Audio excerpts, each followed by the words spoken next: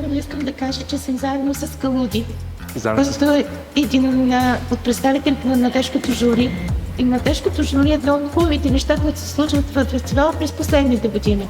Защото няма по-верен и по-правилен към бъдещето погледа на хората, които ще правят кино и най-малко ще бъдат зрители.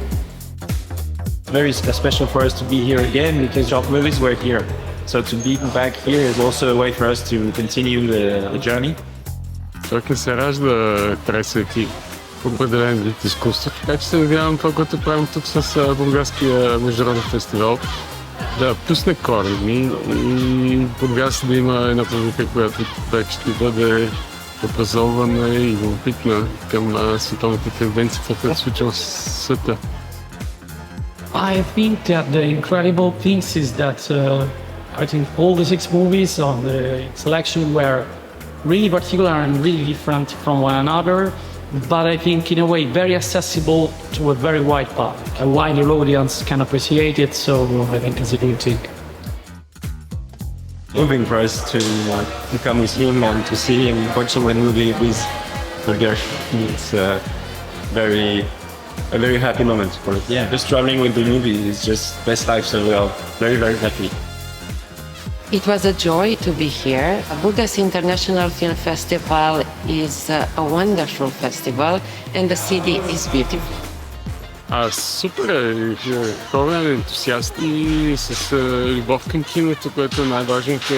Това, което най-много обичам в Бургаския филм фестивал, че тук не се говори за пари. Тук се говори за изкуство, за кино и за любов към следното изкуство.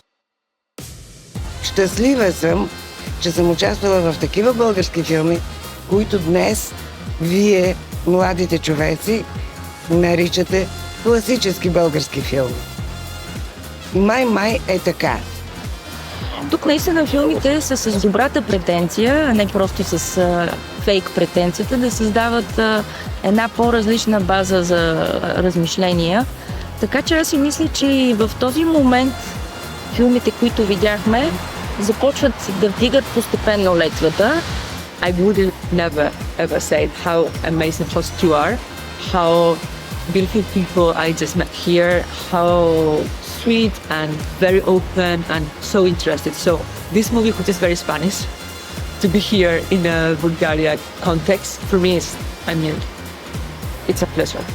И до това е, че развитието на един фестивал получава и от неговата възможност да самосъздава събития, случайни срещи, емоционални до някъде стихийни автор-партита, разговори, които се раждат между хора, които не се познават. Това е също част от фестивалния живот. И мисля, че Бургаския международен филмов фестивал все по-добре постига това.